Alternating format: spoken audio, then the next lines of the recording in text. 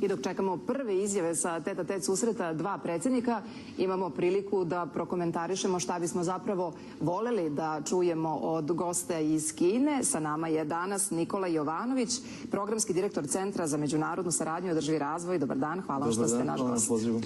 Nikola, vi ste povodom dolaska kineskog predsjednika napisali jedan tekst čiji je, čini mi se, naslov bio da je ovo jedinstvena šansa za Srbiju. Da li je ovo baš, kako ste rekli, jedinstvena šansa? Ne bih napisao da ne mislim da jeste, s tim što možda malo pojašnjenje.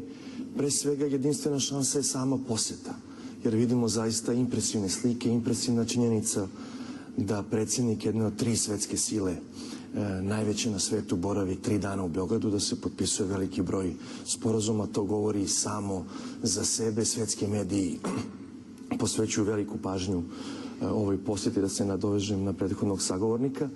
I samo jedan sekund, i CCTV preuzima prenos dočeka i čitave posete, tako da zaista prati ceo svet.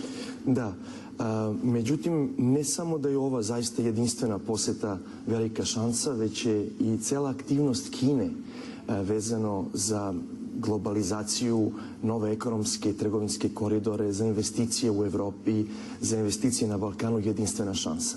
Tako da tu nisam mislio isključivo na ovu posetu, već na aktivnosti Kine.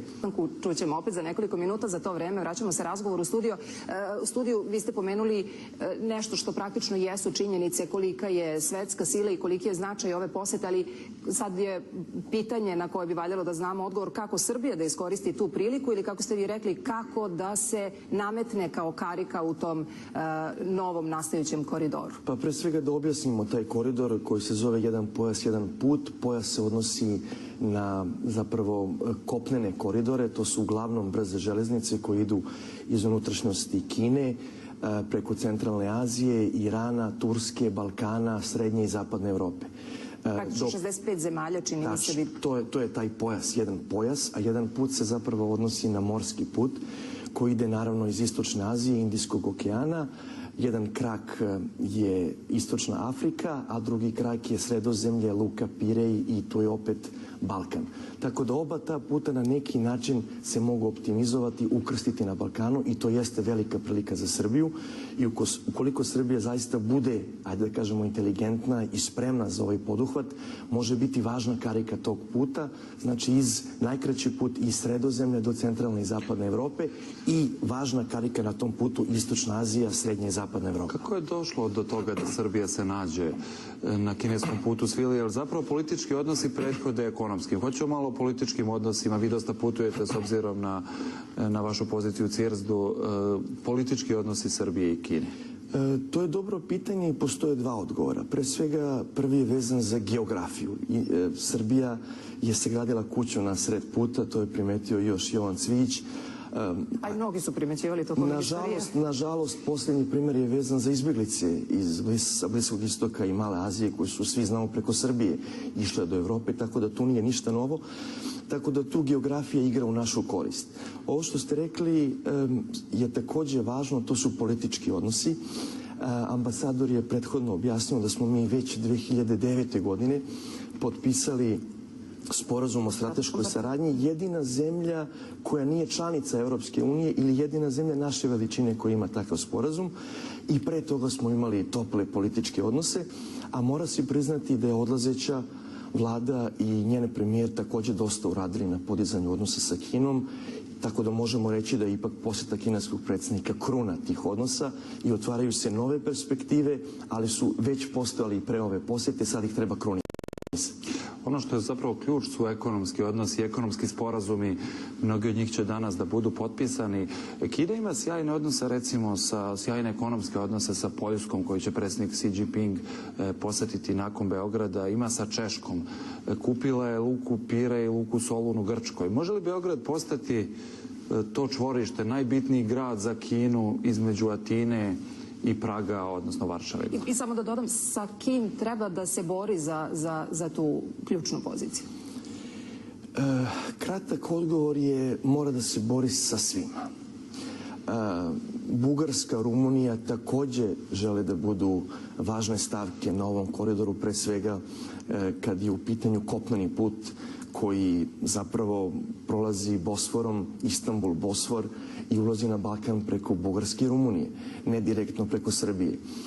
Takođe, roba kada stigne u Pirej, ona se distribuira po drugim egejskim, jadranskim lukama, tako da luka Kopar je strateška, luka Solun bi mogla da bude, Rijeka je važna, tako da i Hrvatska tu naravno i Slovenija imaju svoje šanse, Mađarska ima šansu. Zapadna Evropa i dalje dosta trgovine ide direktno preko nje, ne kroz Mediteran, tako da ukratko Srbija u konkurenciji sa svima. Dobra stvar je što smo objektivno zaista najkraći put do centralne Evrope koja je trenutno Kini prioritet. A je li dobra stvar to kako se definiše poslednjih dana kada se o poseti priča, Srbija jeste Evropa, nije Evropska unija, pa je i to zgodno za... To je interesantna činjenica, možda ne i presudna, zato što bi Kina sarađivala sa Srbijom isto tako i da je Srbija punopravna članica Evropske unije. Jer Srbija je tranzit ka Evropi. Ne treba tu ni precenjivati našu važnost. Ali sigurno nam status kandidata, a ne članice, omogućava neke stvari kao što su neki slobodniji sporazumi sa Kinom koji uključuju industrijske zone, slobodne carinske zone i tako dalje. Takođe, ne samo što nismo članica Evropske unije, već zato što smo siromašna zemlja, mi smo gotovo prinuđeni da se borimo za kineske investicije, da paradoksalno zvuči, ali ne uz pomoć Evrope, već uz pomoć Kine obnovimo infrastrukturu, tako da se tu ukrštaju više činjenica koje nama idu u korist, ali da se vratim, Gorislave, na vaše pitanje, Beograd bi mogao da bude to ključno čvorište. I Beograd je za vreme stare Jugoslavije bio to čvorište. Našim ljudima deluje neverovatno kad kažemo da je za vreme stare Jugoslavije išla direktna brodska linija Šangaj-Beograd, kombinujući rečni i morski saobraćaj. To sad sve deluje nama kao fantazija, kao neka davna prošlost, ali to je i danas može biti geografska i ekonomska logika. Naravno, Beograd bi trebalo da svoj razvoj umesto kao mesta jeftine zabave i turista iz regiona usmeri ka tome da bude jedno trgovinsko središte, možda i berza, robna berza i tako dalje, i u tom smislu je možda naša ključna šansa u budućnosti. A jel vam izgleda da idemo u tom pravcu? Ovo nije prvi ovako velika poseta, jeste, ali imali smo pre 2 godine, odnosno decembra 2014. samit lidera Kine i 16 zemalja jugoistočne centralne Evrope baš u Beogradu i tada se govorilo o velikoj prilici, o velikom značaju što je baš Beograd središte tog skupa. Tada je premijer kineski Li Keqiang boravio ovde, da. Jasno. Pazite, ako posle kineskog premijera dođe predsjednik u trodnevnu posetu, nije moment da budemo pesimisti. To je velika činjenica, to jeste, da se vratim na naslov teksta, jedinstvena šansa. Urađeno su umeđu vremenu neke stvari, najvažnije nam tek predstoje, to su luke na Dunavu, to je obnova železnice, to je konačno početak izrade pruge Beograd-Budimpešta, dosta važne, ali takođe podjednako važne Solun-Beograd, tako da pravi posao je pred nama, ali zaista kad vidimo ove slike, ovaj nivo političkog prijateljstva, a i neku ekonomsku i geografsku logiku, makar danas moramo da budemo optimisti. Ono što je... Vidjet ćemo za 2 godine, pričat ćemo opet. Zbog prirode vašeg posla, vi ste danas programski direktor Centra za međunarodnu saradnju i održivi razvoj, bavite se i nekim globalnim temama. Ono što je zanimljivo, kineski predsjednik je potpisao nedavno Pariski sporazum o klimatskim promenama. Da li to znači da ništa na svetu ovog trenutka ne može da prođe bez Kine? Od najvažnijih tema može tako da se kaže. Jer kod nas mislim da u Srbiji nije dovoljno shvaćen značaj sporazuma, pre svega između američkog predsjednika Obame i kineskog predsjednika Xi Jinpinga o klimatskim promenama koje je zapravo otvorio vrata Pariskom klimatskom sporazumu. Tako da na neki način kod nas ima pogrešnih interpretacija. Kina želi da promeni svetski poredak. Kina nije revolucionarna sila, makar u spoljnoj politici. Kina želi da nađe svoje zaslužno mesto u međunarodnom poretku i da bude konstruktivan činilac. To je pokazuje sporazum sa američkim predsjednikom. Takođe, Kina ima raširenu saradnju sa Evropskom unijom i to ne smemo nikada zaboravimo da se mi uklapamo u taj okvir. Tako da definitivno su pogrešni naslovi i komentari sad Kina iz Srbije želi da napravi neku diverziju ili napad na Evropu ili tako. Ne. Kina želi da Srbija bude jedan od partnera ka daljem otvaranju saradnje sa svetom, pre svega sa Evropom. A da li ta saradnja i takav partnerski odnos mogu da zasmetaju drugim partnerima Srbije, odnosno ostalim stubovima na kojima počeva spoljna politika Srbije? Mislim da se polako stiču uslovi, pre svega u svetu, da ovako velike kineske projekte više ne može niko da spreči. Pre svega imajući u vidu da Kina postaje legitimni deo i to ključan deo globalnog svetskog upravljanja. Tako da mislim da neki točak istorije i uloge Kine u svetu ide i u našu korist. Naravno, ima određenih lobija, čak i u Evropi, koji su sumnjičavi prema kineskoj ulozi na Balkanu, prema kineskim investicijama i pre svega prema kineskoj ulozi u centralnoj Evropi. Je li smeta i novi put svile? Smeta im. Govorim o određenim lobijima, ne o preovlađujućem stavu.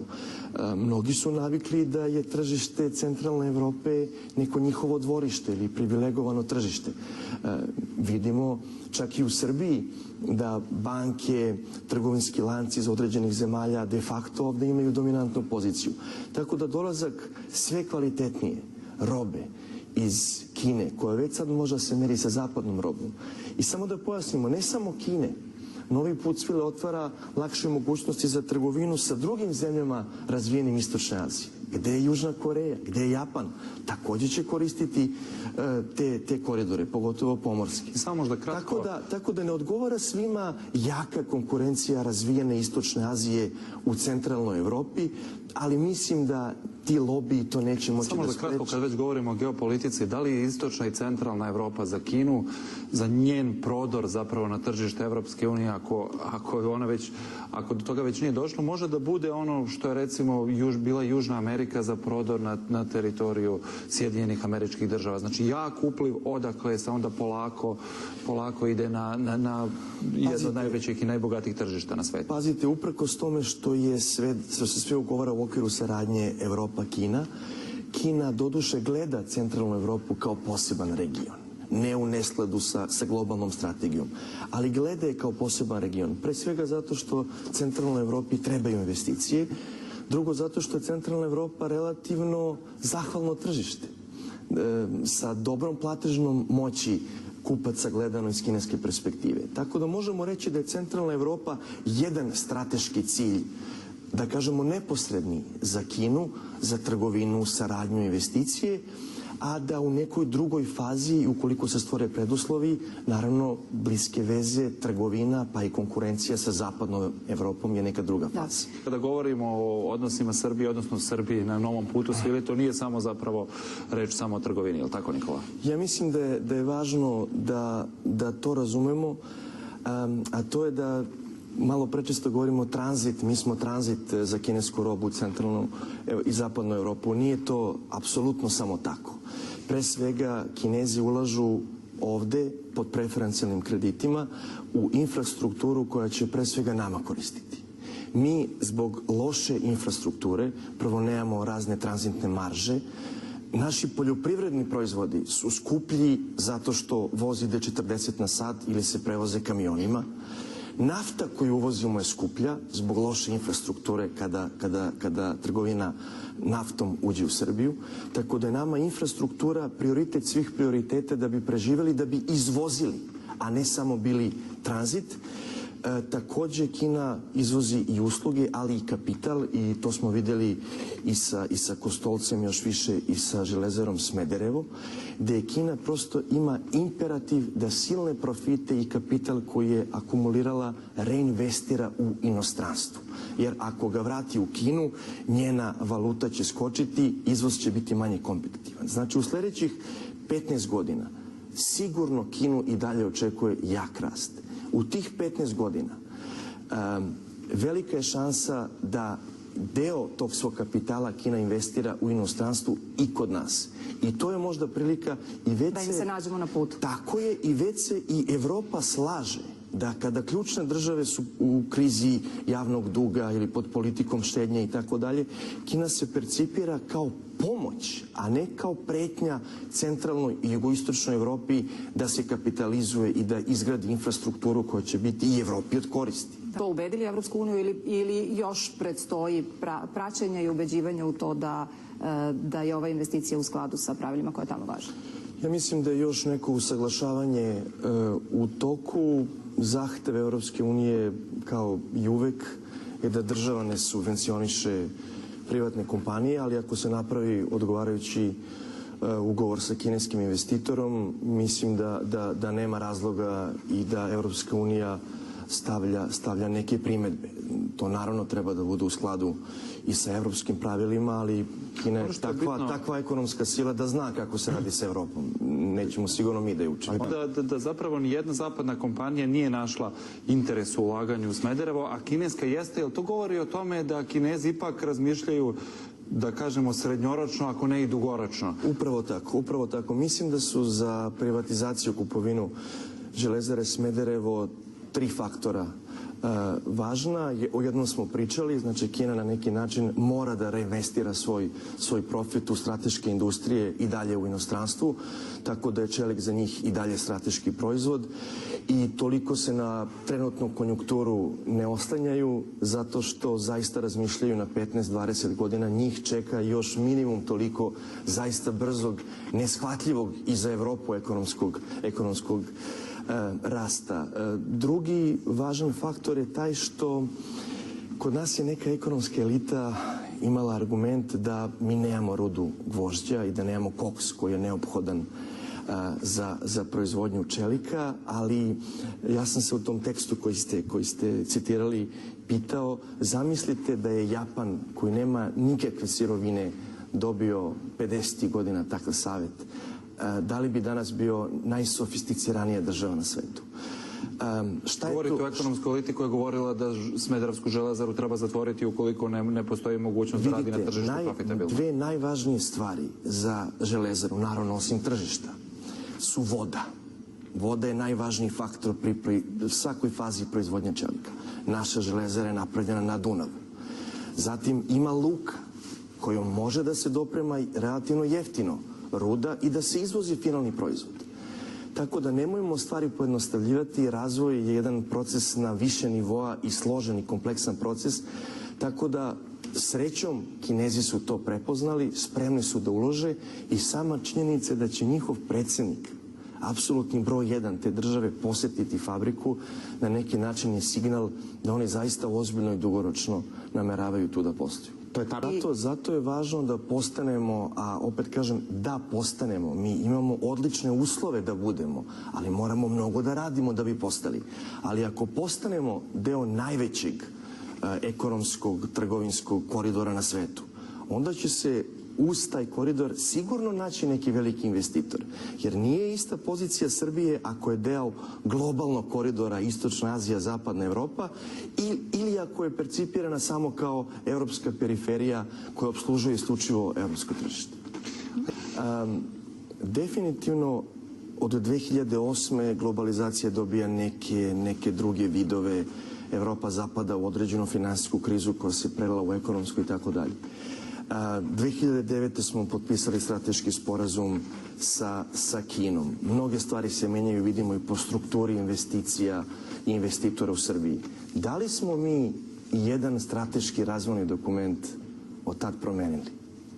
Da li kineski predsjednik dolazi ovde da zaključuje ugovore na osnovu ranijih razvojnih planova ili mi dugujemo sebi da makar nakon njegove posete ažuriramo neke stvari? Kada je pre godine i po dana održan u Beogradu taj samit 16+1 i tada se govorilo o velikim prilikama i slično, sad me zanima da li se do rezultata i tog skupa i svega što će uslediti još treba da prođe vremena, da se priključi još više država, da se potpiše još više sporazuma ili recimo i Železara, budući da je dogovor o Železari nekako krenuo iz političkog dijaloga, ili to može da se smatra jednim od efekata i tog samita, recimo? Pa definitivno mi poslujemo sa Kinom, odnosno opštimo sa Kinom u okviru saradnje Kine i Evropske unije, ali u okviru procesa Kina plus 16. Tako da vidimo da nam za najvažnije stvari su potrebni regionalni partneri. Za transport robe do centralne Evrope treba da imamo sporazumi sa Mađarima o brzoj prugi. Da li će biti nova pruga ili će biti revitalizovana, mislim da se čak ni to ne zna. Da bi Pirej, pogotovo Solun, pa i neke jadranske luke bile za nas korisne, da bi Beograd bio to čvorište, a ne centar jeftine zabave, nama joj trebaju odgovarajući sporazumi sa Grčkom, sa Makedonijom, sa zemljama Zapadnog Balkana. Mi stalno zaboravljamo Bugarsku i Rumuniju, sa kojom delimo Dunav i neke druge strateške stvari. Mi smo spojeni sa Crnim morem preko Dunava.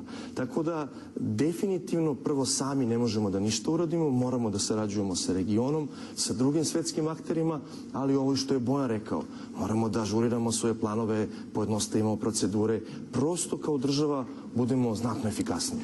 Nikola, hvala vam na učešću u ovoj emisiji.